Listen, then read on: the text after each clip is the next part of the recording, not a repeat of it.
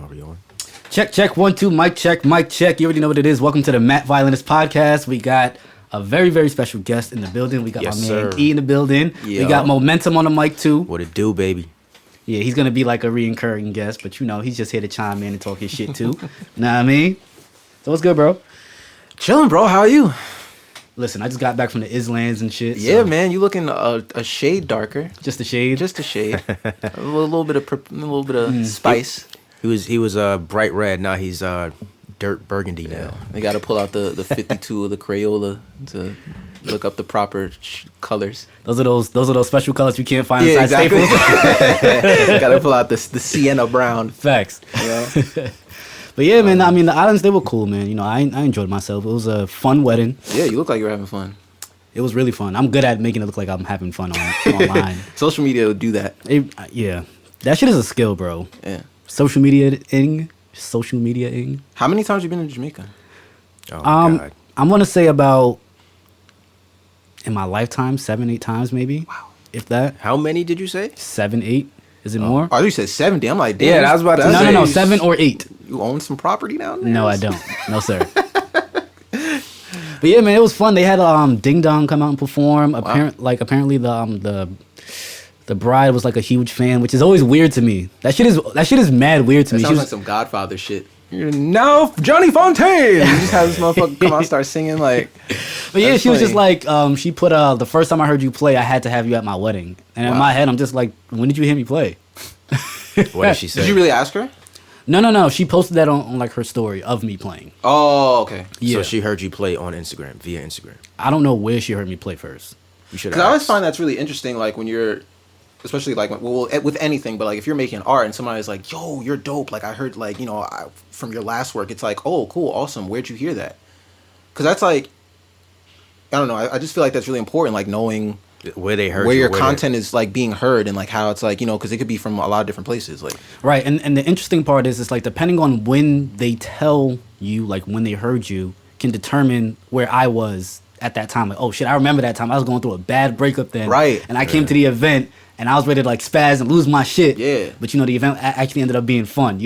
So I think that's like always like the most interesting part to me is like pinpointing where I was when they first heard me play. Hell yeah. Because it's like one thing to like realize, like, and I think we were talking about this before, it's like sometimes you go through these steps when you're like on the path of success or you're trying to achieve a goal and you don't really take the moment because you're so focused, like your head is so down, you're so focused on achieving that goal that you kind of don't take the moment to like take a deep breath and step back and see how far you've come. Right. So like those kind of things help kind of like contextualize your success and be like, okay, cool. Like I did this, and this, and that led to like this person hearing me, which then now I can hone in on that method of like trying to put my music out because I know that it's effective. Like, you know what I mean? Like, right. it's like, I don't know. It's important to like kind of not just be successful, but understand why you're successful because like, that further helps stabilize your success. Honestly, for me, it's hard to like contextualize that. Yeah. Of course. It's very difficult to do that. You know why? Because I think the hardest part and the strangest part too is people that don't look at you as a human. Like, oh my God, like I can't believe I'm talking to you. I'm just like, it's just me. Like I see my fans as human, but sometimes they can see me as something bigger than that. Mm-hmm. Like you mean more to them than you might mean to your own self. Yeah, because you're not a person. And that shit is so weird. Yeah. I'm just like, fam, it's just me. I'm just Matt. The whole shit with like being a musician is like hard in nature. True. I just got some pushback on that whole like they don't view you as a person. It's just that, social media, I feel like it more so showcases like, wow, I actually let you in my home kind of a way. You know what I mean? And to see you in person and I enjoy your work, it's like, oh snap, you're the guy. You know what I mean? And I finally get to see you. Yeah, I don't feel like it's not so much that they don't see you as human. You know what I mean? You know what's funny? Do you follow this girl? I saw this girl at the airport on the way back. Giselle Lynette. Nah. I'm a pull up, but she's one of those like I don't want to like degrade what she's doing, but she's one of those like IG models kind of thing. Fat ass, big titties, mad pretty. Yeah. He said fine profession. And it's just like when I saw her, I'm just like, wait, is that? Oh yeah, it definitely is her. Like, yeah, it was like legit her. And then in my head, it's just like with the humanizing and dehumanizing thing in the way of like somebody thinking that you're bigger than what you actually are. I'm just like, oh, she's just a regular girl. Yeah. And then that was that in my head. I'm just like, Yeah, but it's not. I'm not fanning out. I'm not like having a panic attack Right. because I'm in front of this person. You know. Yeah. right. But what you're articulating is what you say you experience on a regular basis. You were on the opposite end. You're usually on the receiving end. Now you saw what it's like for someone else to, you know what I mean? Yeah. See you in that light. And he's like, The reason why I think it's a little different with music though is because like for the example that you provided, it's like you ran into a person that has created this platform for herself based off looks. how she looks, which is an extension of her person. Mm-hmm. Whereas somebody approaching you and is like, yo, your music is dope. It's like, that's more of an abstract connection to make, like a person's music to the actual human. Yeah, it because says- a lot of times, like you play an instrument, so like that's even more abstract because you're not. I'm not hearing your voice. I'm not hearing your mannerisms. I don't see, like, you know, like I can see your videos and like whatever, and you're able to express yourself that way. But it's like I said, it's a lot more abstract. Mm-hmm. Whereas like, fuck, I lost my point. No, it's all good. Hold on. Visuals and music. Go ahead. I was talking about you and you play an instrument. Yeah. So it makes it a little more difficult, even more so because you have artists who, especially in rap, and I'm going to make a lot of references to rap because that just happens to be the genre that I work within, who rap about shit or talk about things that aren't really indicative of who they are as a person. Mm-hmm. So that creates even more of a disconnect where if you were to run into like, I don't know, who's a rapper that like, I don't know. talks about like mad, like gangster shit. You can name, but like, for example, I but see, think, it's weird because like there's like a level of authenticity when it comes to gangster rap. Like if I grew up in Harlem, so like I've run into Jim Jones in the street. It's like this motherfucker's actually living the life that he's talking about. Right. So it's like you can be like, oh, it's Jim Jones, and have that level of humanity because you already hear he's talking about the lifestyle he lives in his music. Right. There's not that level, but then sometimes you have like your situation where it's a little more abstract, where it's like, and you do come across people who like won't associate the person with the music or like have this innate like separation. yeah, there's because no compartmentalization in society anymore. Yeah. Is what you're trying to get at? Yeah. I wouldn't say anymore. I just think it's difficult. No, I think what I'm saying is it's different with the situation. Right. No, it really is though. It really is.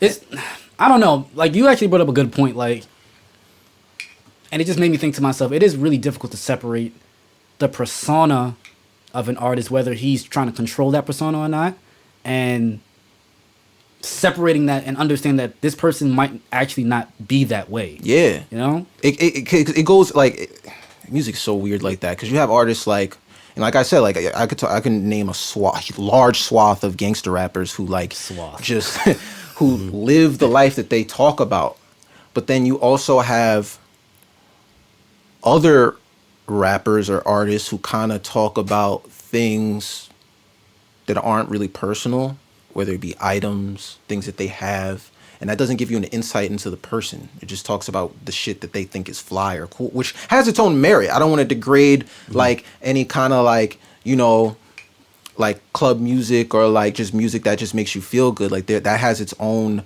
place within culture, but I just feel like you said, it creates that dynamic where sometimes we have this disparity between the people who are consuming the art and the people making the art. And I think that's probably the reason why I do my absolute best not to cap on Instagram. Like, you know, it's like if I'm going to show you something, I want it to be real. Like for me personally, when I consume things, if I'm consuming things from an artist, whether it's visual or like from some sort of like audible like medium, I want it to be real. Right. I would like for it to be real. Right. And you know, it's just like, I don't know. It's like, I think for me personally as an artist, I think it's a lot more difficult to try to keep up with that lie. I already know I'm not like this. Yeah. You know what I'm saying? Like I don't live in a strip club 24/7, so I'm not gonna always be in one. Right. I'm not gonna act like I'm always there all the time. You know, it's just like I live a regular life. I'm a regular dude. I just happen to play the violin. Yeah. I happen to end up in some of these places. I happen to end up at the Apollo, Madison Square Garden. I happen to run into some of these celebrities, but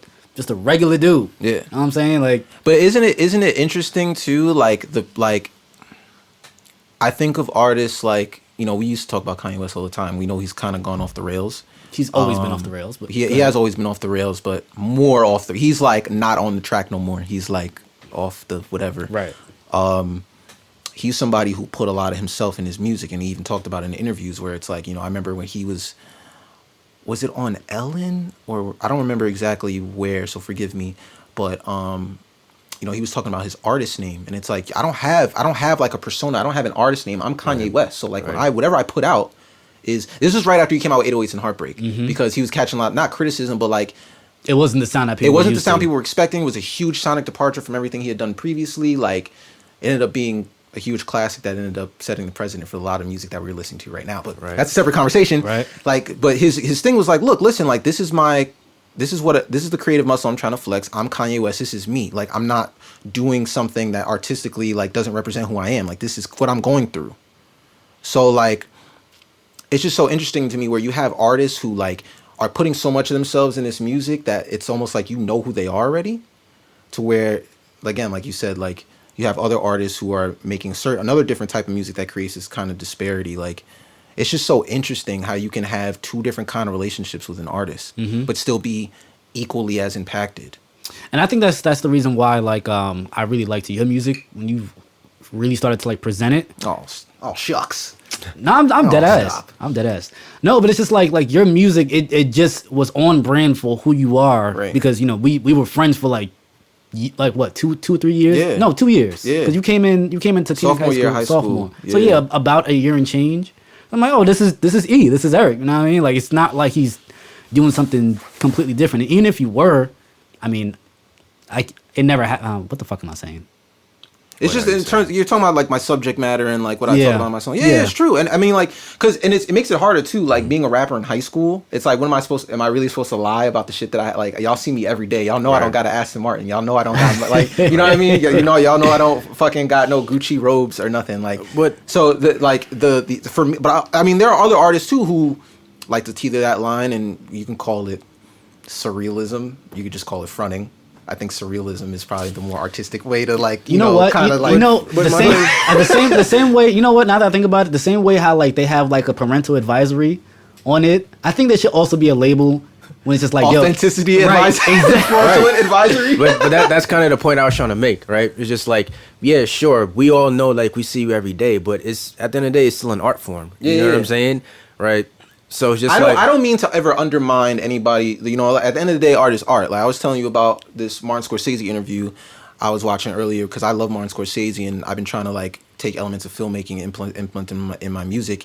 And you know, he was talking about how, and the interviewer was asking him how he dealt with actors who he felt weren't going about the scene the way he envisioned it, or weren't going about the performance the way he wanted to. He was like, and he was asking like, how do you deal with that? Do you scream? Do you yell? Do you like? Do you say cut? Like, do you get frustrated? He's just like, nah. I let the scene play out, and I let the actor kind of try and come across the way that they want to come across. And when the take is done, you know, we sit back, we look at it together, and we try to see what we can do to make it better. Because whether it's good, bad, or indifferent, it's still art. So it's important to kind of like get it all out anyway. It's just like when you're making a beat and you're like, let's see how this 808 sounds. All right, this shit sounds trash. All right, try it out. Like, you know, take it out and put it, you know, let's put something else in its place. Let's put another instrument in its place, or like, you know, like let's use an open hat instead of a hi-hat. Like any kind of like random like musical thing that you just want to try out. Like I just think it's so important to be like versatile in your approach. So, you know, I don't mean to undermine anybody who like is making stuff up to be cool or make their music or make. When you say making stuff up, what do you mean? Like I feel like what he's trying to say is like trying to flex, or like trying to like, I don't even want to say flex because you can flex and be authentic. What I was trying to get at was to your point of like, I'm not trying to undermine people who aren't authentic in their music. Right. I personally hold authenticity to be like kind of like the crux of everything. Well, when it comes to music, when you say authenticity, what do you mean? Like, because to me, like, all right, if I'm rapping about like, it's like there are rappers who rent cars and rap about their cars. I wouldn't do that because the car's not mine.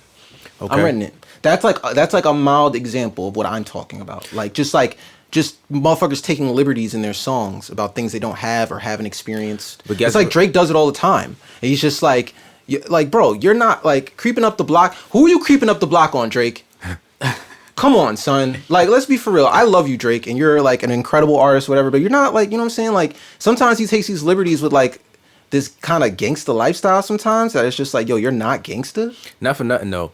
Drake in Canada, from what I've been told, like a couple of my friends that actually live in Toronto, he actually has goons like that. Like he got like he has goons. I would never doubt for a second that he got juice like that in Canada. Of course, but what I'm saying, I'm talking about Drake, Aubrey Graham, the man. He's not creeping on anybody. Not pulling out It's not pulling out no text on nobody, bro. I'm sorry, he's just not. I'm not saying that he does.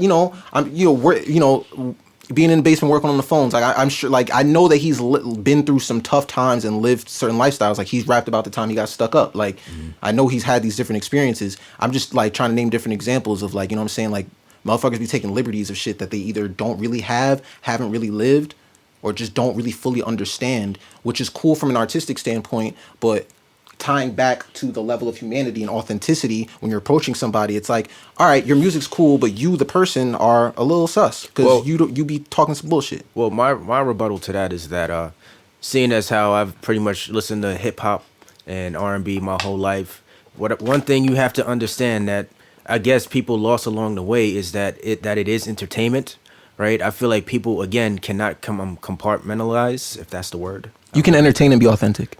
It's not hard. You can. It's actually really not hard. It's actually really easy because nobody can talk about the things that you can talk about because only you can talk about those things. Which is true. I'm not refuting that. What I'm saying to you is that from someone that is an avid listener of hip hop and gangster rap and what have you, that I can know that he's talking about killing a motherfucker, committing a 187 on a cop, right? But he goes home to a wife and kids and lives a a square life, if you will.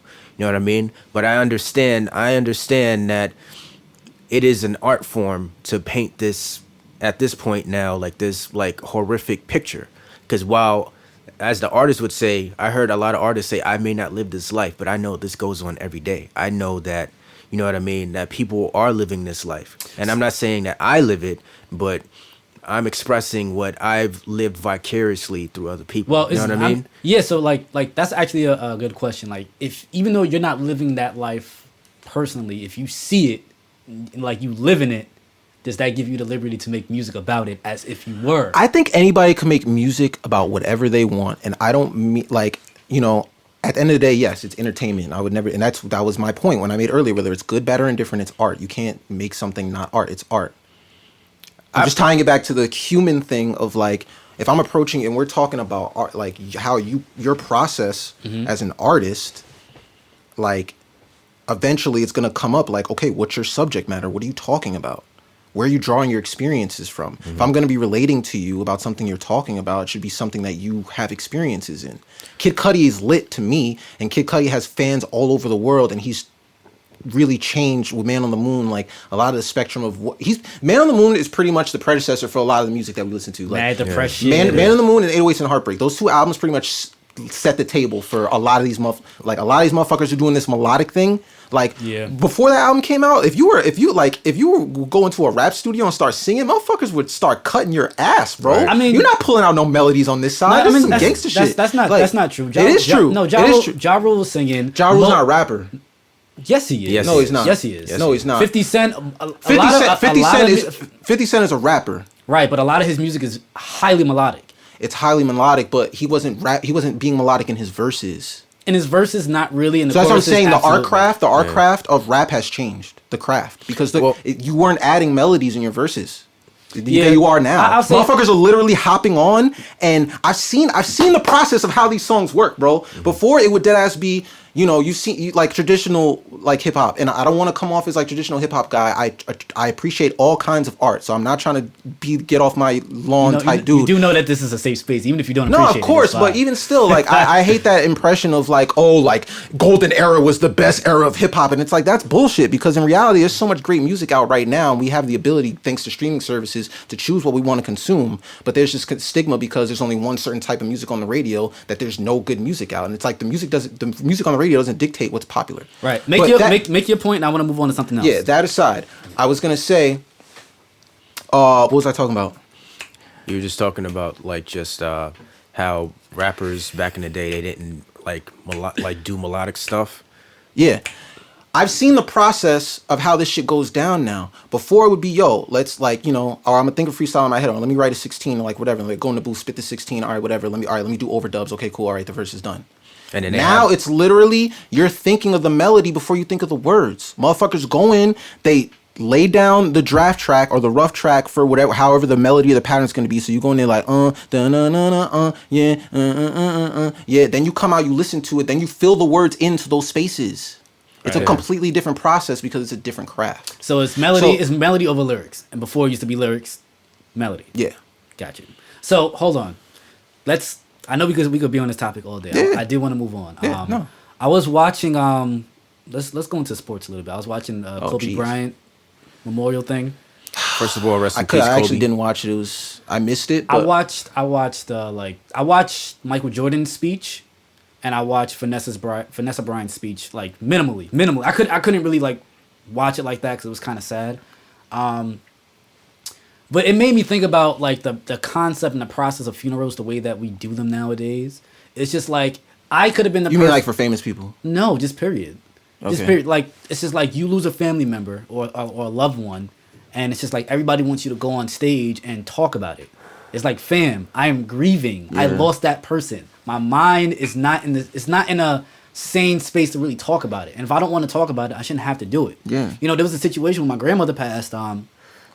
Like after she passed, I'm just gonna like paint out the picture like kind of comically. Like, I'm sorry for wait, your time loss, out, by time the out, way. time out. It's like, oh damn, this nigga just threw me off the fucking shit. It's like, damn, sorry for your loss. By the way, would you mind playing for your grandmother's funeral? It's like, fam, like, can I grieve? Can I mourn? Can I lack like of sensitivity? Like, yeah, can I like figure myself out now with her being gone? And it's just like that concept of having funerals and having the loved ones speak.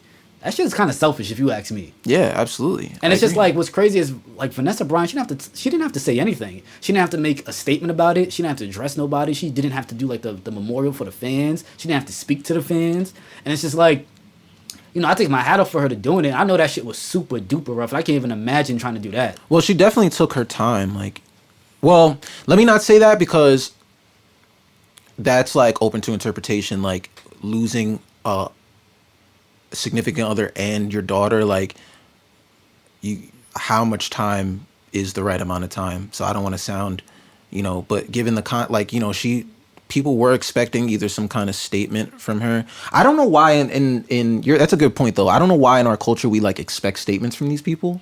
It's like, well, Vanessa hasn't said anything yet. Maybe tomorrow we'll get like, you know, like it's like Her official statement. her like, official statement. It's like, and Yeah, because I that's even weird. heard them talk, because I listen to ESPN radio every morning, and it's like I was listening to Golick and Wingo in the morning, and Mike Golick was like, you know, we still haven't heard. He wasn't talking about it as if he was expecting her to say something, but he had just mentioned, because it was a part of the news story, like, you know, we still haven't heard anything from Vanessa, like she's still, and it's like, who cares? Like, why even bring that up? Like, we shouldn't have to hear anything from her if she doesn't want to speak. Like, let her go about her mourning process. I just can't imagine that kind of tragedy. Like, because I didn't even know Kobe personally, and I was fucked up for.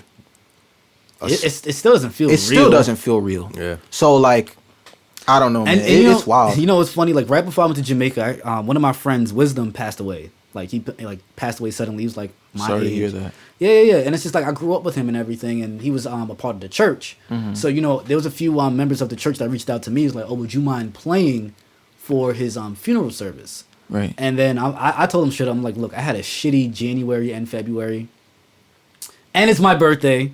That was the day of his service. I'm just like, fam, honestly, I loved Wisdom, but he's gone, and I'm not playing. I'm not playing. There's no amount of money that's gonna make me play. And on top of that too, I don't like playing in front of corpses too. I think that's another weird concept too. Like we're trying to like remember somebody, and you have the person's corpse in a room. I feel like that's more so to confirm to your brain that the person has actually passed. It's supposed to, you know, trigger something. I feel like that's why they still do that to this day. It's supposed to let your brain know, like, yo, this motherfucker's actually Well, dead. you heard it from me first. If I die in a time frame where I'm not supposed to die, or when I die, do not have my body anywhere near the people who are alive. It's so funny you That say shit is that. weird, bro. Like, I don't like that. Like, and I actually had weddings. Why would a dead person be at a wedding? I actually had funerals that I had to play for, and they want me to play right next to the corpse. I'm like, fam, No. That is weird. It's just strange to me. It's funny you say that though, because I've always had this thing where it's like, yo, if I die, yo, unexpectedly, yo, like when you're laying me out in the casket and my casket's going to the ground, just like have a violinist play like the All the Lights interlude as I'm going down. That Should be fire. That shit would be fire. But then like hearing coming out the mouth of a violinist, like, yo, why the fuck am I here playing next to a dead person? Now I feel mad insensitive. So now I'm gonna have to alter my death plans. My funeral plans. Well, on that note, it's been real, my niggas. Yo, I appreciate you, dog. Until next time. Until next time, my man. You gotta have more talks about the merits of authenticity in rap. Oh yeah, for sure. And I got material for days. Lit. We get up, bro. Catch you, bro. I'm sorry, my hands are sweaty. They're always sweaty. It's all good. Nobody's judging you here. But that shit is so weird to me, man. Like, it's really rough. It's like celebrity deaths in our culture. It's like, it's freaky. It's like being in a freak show. Like this shit. You seen this shit with Pop Smoke? Like rest in peace, bro. Goodness. Like the dude that came out on Instagram. Did you see that? Saying what? I actually like I turned off my phone after that. Bro, that was on my birthday as well. Good on you, because let me tell you, I turned my shit off. This dude came on Instagram basically claiming partial responsibility. Like it was a caption to a selfie. He's just like in the camera like whatever, and the caption is like, yo, so Pop is gone. I just want to say I didn't have anything to do with it. I just knew somebody that he owed money to, and I just happened to tell them the address, and then they went over to see him and things got sour, but I didn't have anything to do with it and I'm innocent. Why would you say that? Like, first of all, like if you're really trying to absolve yourself from any kind of like relation or association with the crime, talk to a fucking lawyer. Like, go get a lawyer, go get a public defendant. Don't go on social media and try to like get justice from who? The people? Nobody, like, what? It was like this sick, twisted way to get clout and like get like notoriety. Like, yo, it's so gross, bro, and it disgusts me. Like, you know, it's funny, and this is what I'm actually starting to really learn how to do.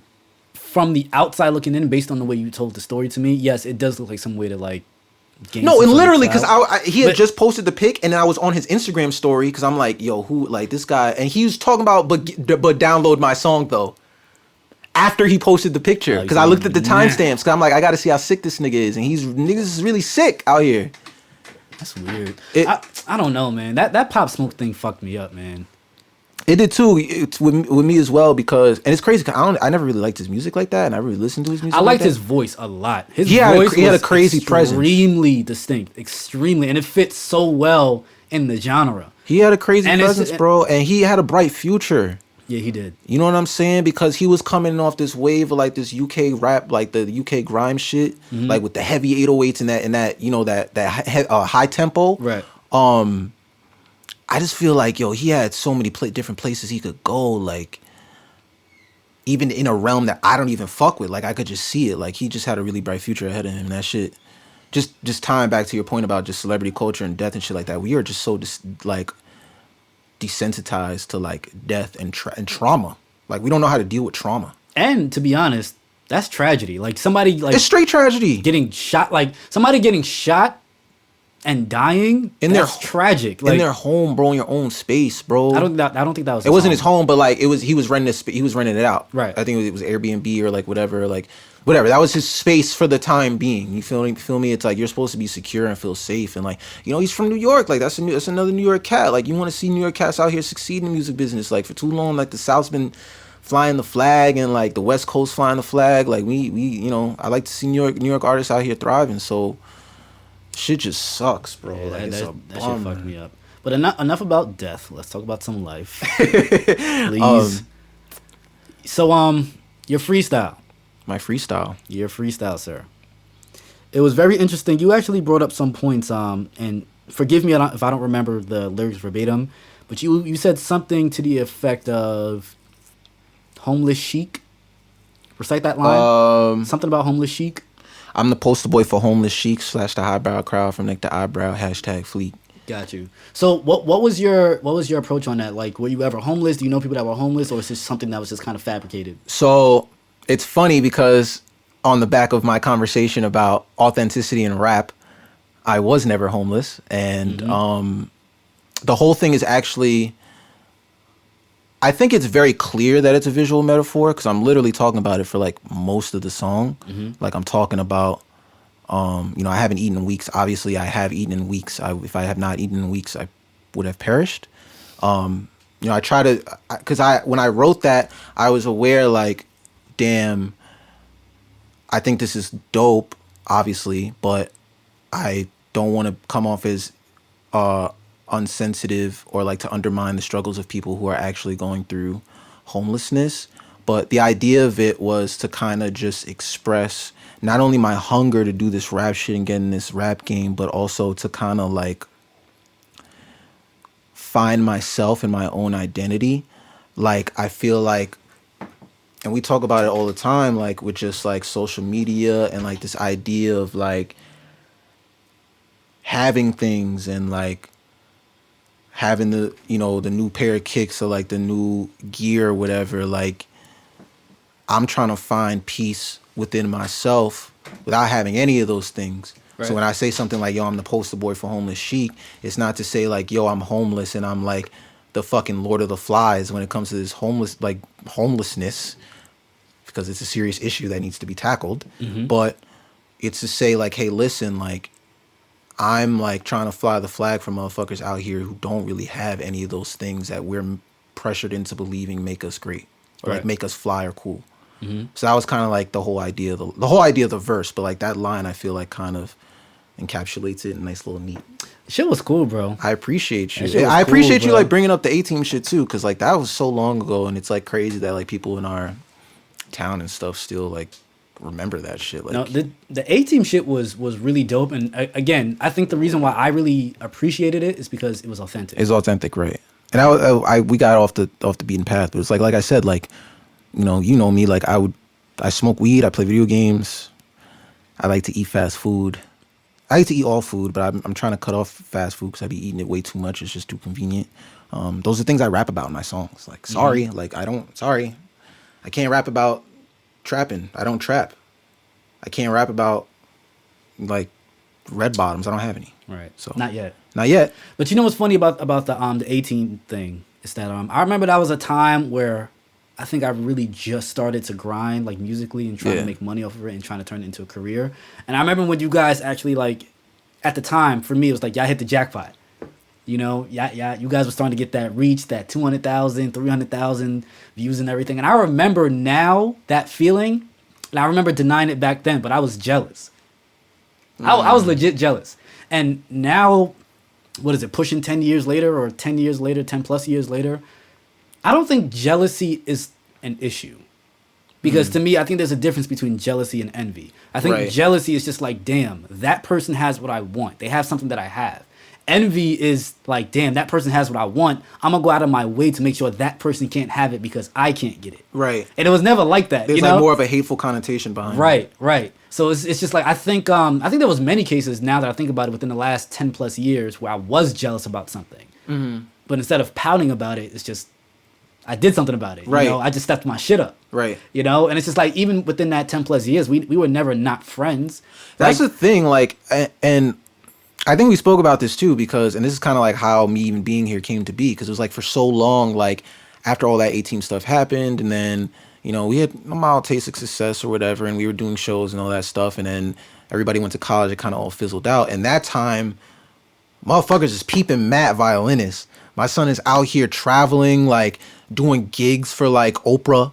And like fucking like, you know what I'm saying? My son got his own home studio. He's out here. His gram is popping. He's like generating content nonstop. And it's like, you know, I could feel the same way. I guess I personally have a weird issue using the word jealousy, but I guess within the context of what we're talking about, I can use it. I did definitely feel that. And it wasn't like, again, there was no hateful connotation behind it, but it was like, damn, like my son Matt is really out here grinding. Like, I remember like when we were out here doing our thing and now we're bullshitting, and now, you know what I'm saying? Like it's motivating. It's like, damn, I need to get back out here too. And like for the longest time, I wanted to reach out to you and hit you up and be like, yo, let's link up. Let's like, you know, even if it's like whatever. And then I didn't not because of jealousy, but it was like, damn, like Matt's out here doing his thing now. Like, I don't want to hit him up on some bullshit and be like, hey, remember that time we were friends 10 years ago? Like, I want to come with like a portfolio, make sure I was working on shit. And then, so I'm like, had all this stuff going on in my head. And then out of nowhere, you actually reached out to me because you saw a video I did or whatever. You was on tour. I'm like, nah, Eric's doing his thing. Yeah, man. exactly. Like, nah. And it's like, so you hit me up and it's like, you think about all that shit, like all that time I spent thinking about like, oh, should I hit him? I just feel so stupid. I think like, I think it's natural. It's just like, you know, you feel your feels sometimes. Yeah, you know? jealousy can be gross, man. It's just, again, to Pop Smoke, it's like people had to really go in there and take his life and take from him. Like, what do you gain? You know what I mean? It's like we can use those feelings and channel them into something positive, like you did or like I did, you know, to try and make ourselves better. It wasn't like, oh, I'm gonna, you know, go into Eric's room and break his mic so that he can never record again. It was like, nah, like my son E is out here doing his thing. I'm gonna do my thing too, because if he can do it, I can do it, type shit. And, you know, collectively, could be dope, could be amazing, you know? It's just like, I just started up this podcast and this platform and everything, and it's like, I know a lot of people, and I thought about it, I'm just like, all of these people I know, everybody has some sort of interesting story. You know, whether it's like some funny story about a tour, or a mic check, or a sound guy that was an asshole. I like, got those now, you see what I'm saying? It's just like, everybody has something to talk about, you know? You don't need a high caliber of celebrity to speak. Nah, you don't. Everybody has their own valuable life experiences, like, and that's what I love this one is way more, you know, like, it all ties together, because that ties back to my earlier point of like, yo, like, only you can talk about what you can talk about, you know what I'm saying? Like, right. That's what makes authenticity and shit like so important. It's like your struggle only is important and profound because only you can tell it. It's a story that only you have written. Right. You don't even have to be a good writer, an author. You just have to live your life and then talk about it.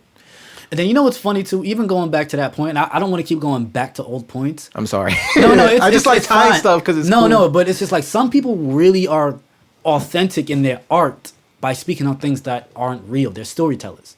Yeah, that's the line. Biggie to me. Yeah, it's like you talk about like Tyler the Creator a lot of times, Storyteller. Especially a lot of his earlier work, which was a lot more surreal because he was dealing with all those demons, like his parents and like all that stuff. So he was talking about, you know, not Eminem style, but like, you know what I mean, kind of like Eminem style, like very like, you know, just very visual, very like surreal, kind of violent at times, right. or whatever. And it doesn't make it non-authentic. It just, you know, it's authentic, but he's taking liberties to kind of push the art and push the metaphor. That's like kind of what I did try to do with the freestyle, which right. I don't have a name for, so I'm gonna just call it the freestyle. No, don't worry about it. Don't worry about it. We're gonna play that at the end anyway. But yeah, man, yo, it's crazy. High school is a strange place. It really is. It's a strange place. There's no rule book on like growing into feelings. There's no rule book on jealousy. And it's just like, to be honest, like, I think people really experience those kinds of feelings more often than they're willing to admit. Hell yeah, bro. And it's just like the way that I separated envy and jealousy. It's just like when I thought about it, I'm like, damn, I was jealous of a lot of shit. Mm-hmm. And it's not a sickness. I don't think the jealous part is the sickness. I think the envious part is the sickness. You're going out of your way. You're spending your own mental energy, your own physical energy to try to make sure somebody else doesn't receive their blessings. Yeah. And what's that funny, takes work. That's a lot of thinking power that you could honestly just put into your own your own development, yeah. Right. And it's just like, to be honest, that probably has something to do with there's an end game to that. There's an end game to the envy. If I do this, I stop him from getting to this spot. Mm-hmm. Putting that same thought and effort into your own work, for me personally, I don't know where I'm going to go if I make this click. If I put out this cover, I don't know where it's going to go. I don't know if somebody's going to repost it. I don't know if people are going to give a fuck. I don't know. There's a fear in the unknown. Yeah, that fear is crazy. And that's probably why it's easier for people to hate. Yeah. Because when you hate, you know the end result. I have stopped this person from succeeding. The end. Right. But then if it's like, fuck, I'm going to go home after work and spend 5 hours teaching myself how to sample. All right, I spent that 5 hours and after working 8 hours, so now I've been up for 13 hours, I'm mad tired. Okay, so now I'm going to use that to make this beat. Awesome. Like, you know, like making that beat, what's the result of making that beat? Like there's no like immediate gratification. Like it's not like you made that, you learned and then you made that beat, and it's like working on yourself is hard. It's very difficult. You know what I'm saying? Because there's no immediate gratification. It's not like you work on yourself and then somebody comes out the sky like, you did good. You did good today. Like, here's a medal. Here's like $100. Like, whatever. It's like, nah. Like, it's a constant process. Like, growth is a constant process. And I think like, it has something to do with validation too. And that's another thing that a lot of people seek too, that they don't even understand or might be conscious of that they're seeking. That's probably my biggest issue. And I think with the hating thing, the quote unquote hating thing, or you know, the envious or the jealousy thing, when you're telling somebody that, there's a chance that somebody might validate what you're saying. Like, oh, I agree. Yeah, that nigga's trash. Yeah. That's validation. Yeah. You see what I'm saying? So it's just like, it's minimal effort for a greater return. Hell yeah, bro. It's so great. Like it really is. Nah, you dead ass hit the nail on the head. Like it's just easier to hate. It's easier to not have to work on yourself, to do the work, to self-improve. It's easier to not say, fuck, this person has this and this. I don't have those things. Now I got to look at myself in the mirror and figure out why I don't have those things and do the work and to do the work into actually achieving them. That all that takes mad effort and mad like self like analysis, which people don't like to do self-analysis. People don't like to know about themselves and pick out their flaws. Like people like to sweep all that under the rug because it makes the human existence easier. It really just comes from it's just effort. It is. It's really wild. And it's just like I think lazy. Haters are lazy.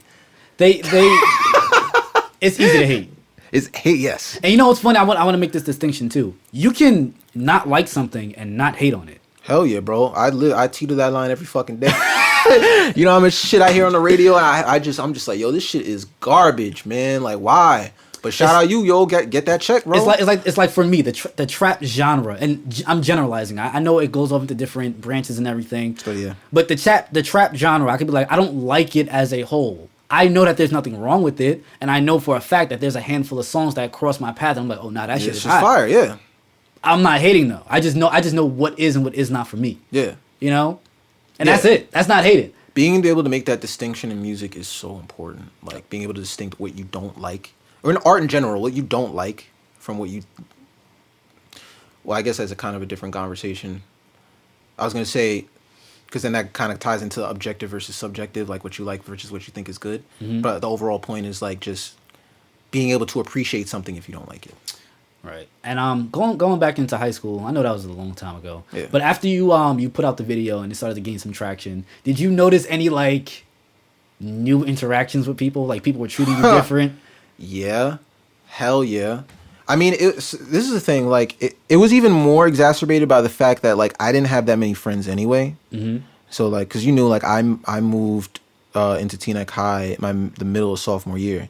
So like, it's one thing like coming into like in the high school, the middle of this story when everybody's like kind of already knowing each other. But then it's also another thing coming from New York, like this big city, to where like, you know, it's just constant like hodgepodge of different people, to moving to the like a smaller suburban town where, you know, a lot of people in Teaneck didn't just meet in high school. A lot of them knew each other from they grew up together. So you're really coming into a movie at like the 1 hour 45 mark, and then expecting the whole audience to love you. It was really, really difficult for me. So, you know, I mean, you know, eventually through different means, through sports, through classes and stuff like that, and eventually just lightening up on my own, because I wasn't initially the most welcoming person, like, you know, outgoing person, I should say. Right.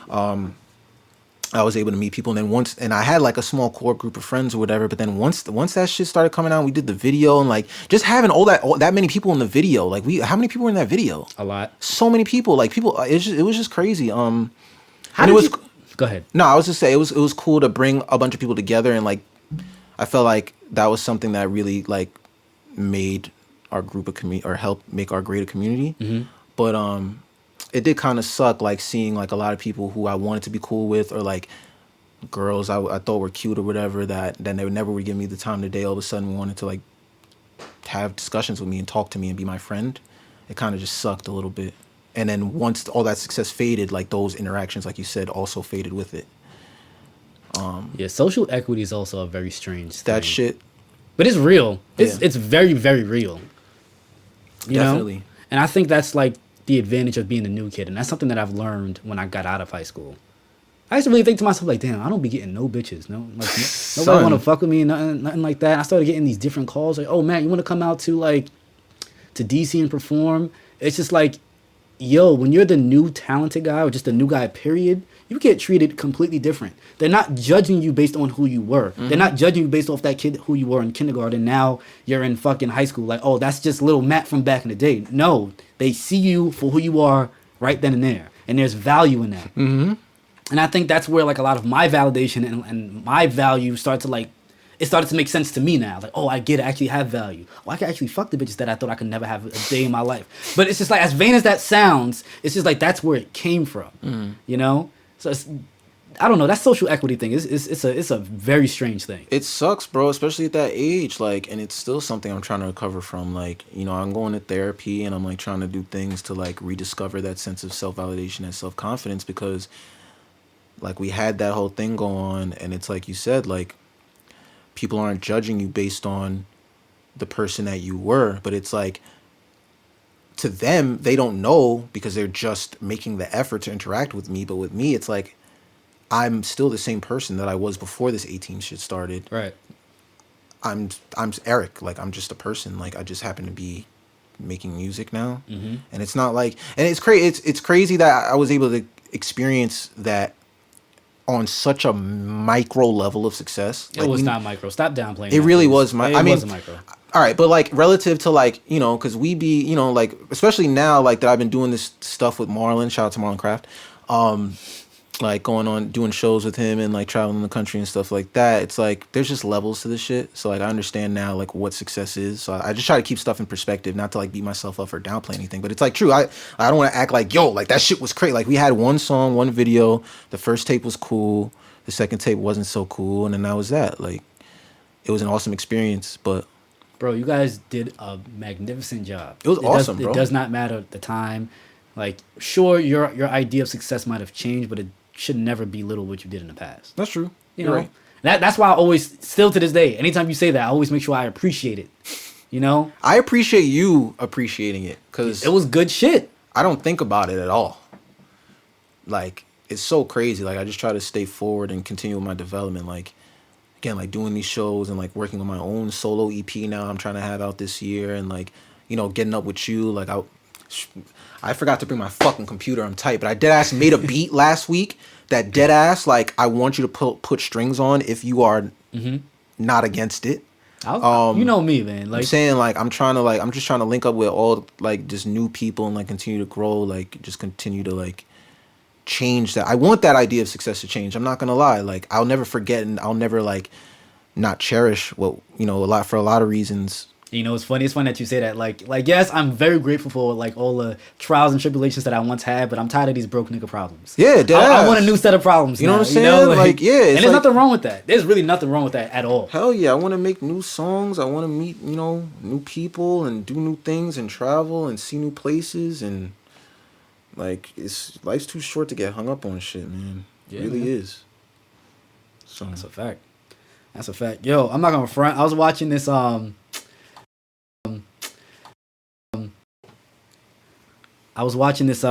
this interview of A Boogie when he was on Big Boy. I still haven't listened to his project, by the way, because 20 songs is a whole lot. That is a lot of music. It's a whole lot. It's a lot. We'll continue.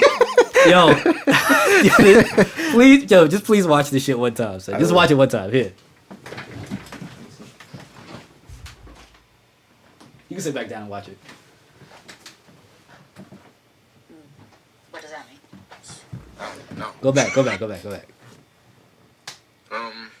Sometimes you just gotta think about things like how you don't want to think about things. What does that mean?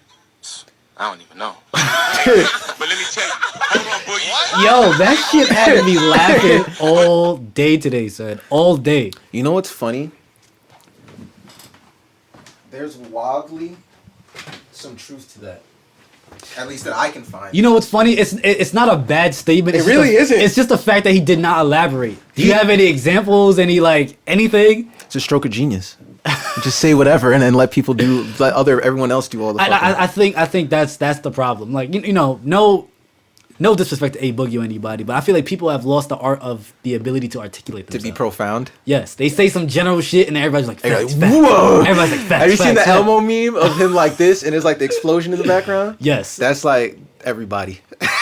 Like, yo, put some thought into your shit, bro. Like that you could have like he could have expounded on that so crazy and made that shit like a real stroke of genius. Yeah. It's the fact that he was just like, I don't even know. So like, yo, Yeah. that shit killed me. So I was laughing for like a solid 35 minutes. Bro. It's funny though because within that context, I still feel like I took something away from that.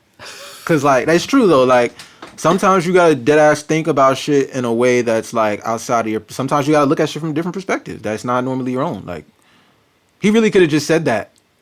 Right. Sometimes you gotta look at things from a different perspective. And everybody be like, "Oh, word, okay, cool." I'm not like, gonna you're lie, right. bro. That was a fast break, easy layup. And Dead ass, he missed and he it. just like tried. He tried to do a behind the back like backflip. Like, right.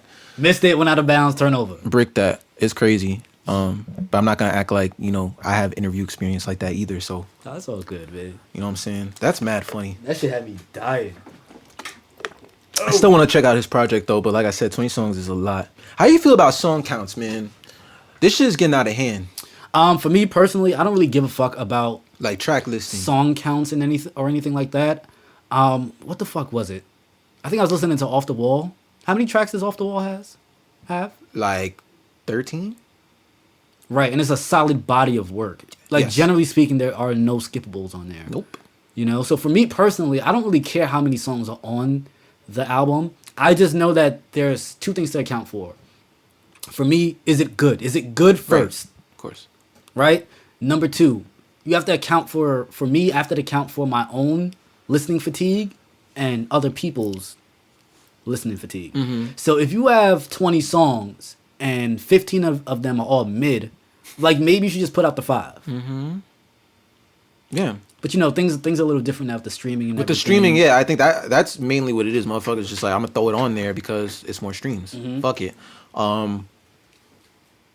I get into this argument all the time with people when it comes to Drake because Drake, I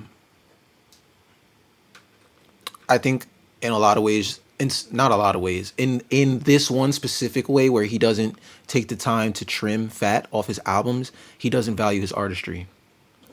I mean, then really, hold on. I think you got to really ask yourself now at this point too, how much of Drake's music is Drake truly in control of these days? Do you think? Do you think that Drake has 100% creative control? Do you think that there are higher ups and the powers that be that may control subject matter when things come out? All right, so this is all conjecture because I don't know. I wish I knew Drake, but I don't know him. So Not I yet. can't just shoot him over a text and be like, hey, like, what's your creative process? But someone of his stature, he can literally take a dump on a track. Like, he could probably bring a mic into his bathroom, fart a bunch of times, mix it, make sure it sounds good, and put it out, and motherfuckers would be like, yo! You know what I'm saying? Like, His cheeks clapped on that far. yeah, That OD, shit was like, crazy. he's You know that shit stunk. shit talking. So I don't think that he really has anybody in his ear. Like, I know we've had with the whole like songwriting thing, and like I do believe he writes his own verses. We now have to call into question his ability to write his own hooks because of the cares? whole Q Miller shit. I don't care, to be honest. I don't really care either, but a lot of people do care because he claims to be an MC and he claims to be this great rapper, and a lot of people hold the craft of writing as like, yo, you got to write your own shit. I don't really care. I think the music he puts out is phenomenal. I think he's incredibly talented. I think he can do whatever he wants. Like, today he's Drake, tomorrow and he's Canadian, tomorrow he's Jamaican, the day after he's West Indian or different kind of West Indian.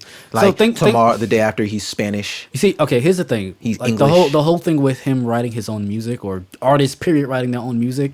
There are artists that can write, but there are also other artists that can perform. Those are two very different art forms. Yeah, he can do both. And that's why it gets me upset when I find out he's not writing his hooks. Because you can write your hooks, just write them. Like, he Just gets me write so them. tight. And back to my original point of like, he has out. It's like fucking More Life had Right. like fucking. Was it More Life or Scorpion? I get them confused. What was the one that was Beast? The two sides. It was Scorpion, right? Don't listen. Hold on. I'm pretty sure it was Scorpion. It was the one that had like Jaded on it. Yeah. And like, it's like with that album, it's like the fact that he has to make two sides in and of itself is like, I need to cater to like these two different audiences. It's like, and you know what, whatever, like you can, of course he can just do whatever he wants and it doesn't matter. But as somebody who is aware of his talent and who makes music and knows like what goes into creating a body of work, fam, take the 20 songs, cut it down to 13, 14. You could still release the other 6 as standalone singles because you're Drake. Still get the same amount of streams. But what if those other songs, those last 7 songs, aren't that strong of singles compared to the body of the 13? So bear with me on this. Go ahead, I'm listening. Don't put the songs out. Don't put the songs out. You don't like the songs that much? You don't think they're that good? Guess what? So let me ask You you don't this. put 'em out. So let me ask you this. What if those songs that you're not putting out will like equate to like, I You don't mean know, like on 5 Scorpion? like the songs that we're referring to right now, like those 7 or 8 songs that you didn't put out on that album. Yeah. What if that equated to like you making 200,000 as opposed to you making 500,000? Then what? Are you gonna still put them out? Because I know I would. I mean, yeah, I would, but I also probably... This is the other thing about Drake, too, is like he be making songs that are layups. Explain. He makes songs with very simple melodic structures, very simple beat, like drum patterns, Okay. with no other extra melodic or harmonic elements that he could very easily add in to make the song cooler or have more life, because he has all these great producers that at his disposal, and he can also sing, so he can just add his own but he doesn't do that. You know why? Because he knows he can hop on the track, spit a 16, do a little bullshit verse, rap the song, do another whatever, do the quick 2-verse 2-hook formula that Drake does and put it out, and it's gonna be a hit. I think that you suffer from what I suffer from at times, is listening to other artists' music as an artist. Oh yeah, I do that all the time. I don't think that, like, at this point, for me personally, I'm gonna speak for myself, it's very difficult for me to listen to a lot of music as a consumer. Yeah, I don't anymore. So I only listen to music as somebody who makes music now. Right, and it's like, you know, for somebody like a Drake, like for what you're saying, they could be like, yeah, you could have just added that, you could have just done this, you could have just done that. But, you know, for Drake and the businessman that Drake is, and the business that he's running right now, that shit is making him millions upon jillions. Oh yeah, I would never suggest that it's not working or detrimental to him. I'm actually just bitching. It makes me upset. Right. Because I like this album, bro. So many songs on here. It has 12 songs on the A side and 13 on the B side. That's 25 songs, B. That's a lot of music. Thriller was 9 songs. Thriller is the greatest album ever made. It was 9 songs. Like, I don't know, bro. Does Drake really need the money? Does he need the money? He's made so many albums like this. Put one album out that's just 12 songs and it's your best work. And that's it. Just one. Just for me, please. One where you just put your artistry above everything else. It would make me so happy. I felt that way. I actually, like, one of my favorite Drake albums is So Far Gone. That's probably like my favorite. And I still bump that to this day. That was a mixtape too. That wasn't even like an album. Well, yeah. That was a mixtape, right? Yeah. Okay, cool. I'm not bugging on that. They've like repackaged it as an album, but initially it was a mixtape. Because I don't think he was signed yet. Is your phone by the mic at all? A little There we bit. go. Sorry. It's doing that snap, crackling, popping thing. Sorry. It's all good. Yeah, that's still his best body of work, bro. That's, to me. My like, favorite song on there is Fear, by the way. Oh, that song is so hard. I love Fear. That song is so hard. I just feel like it's his most cohesive body of work. Like, I don't think any of probably his best songs that he's ever made are on there. You know what's funny? But what's funny is what you said. His most cohesive body of work. Yeah. I think that's one thing that a lot of people don't understand about albums now. Yeah. Like, you do understand an album is not just an album because you have multiple songs on one. Yeah, they like, should either tell a story or follow a sonic theme, or they just fit well or they together. just fit together thematically. Like, there's a lot of ways you can tie together songs to make an album. Right. And I mean, some people get it and some people just don't. I just think he can and doesn't want to because he knows that it doesn't matter what he does. Like, I'm just talking from somebody who's just a massive Drake fan and gets frustrated with him. Like, I don't want to make it seem like, he needs to do this because he'll be more successful. He's fucking Drake, bro. Like, he's ethereal. Like, this guy is everywhere and nowhere. Drake's with us in the room right now. Like, he's in you, and he's in me. Pause. Okay. Anyway, I'm gonna like put the freestyle in for the people now. So give them your Twitters and your Instagrams and all of that. Yo, so you can follow me on Rick Emotional or at Rick Emotional on. You are definitely emotional. So that I am emotional. So that's RICKY Motional, and that's Twitter, Instagram. I'll have a SoundCloud and all that shit soon, but stay updated. Follow me and stay updated. All right, this is the Extra Fire Freestyle. Yeah, check out E. Peace.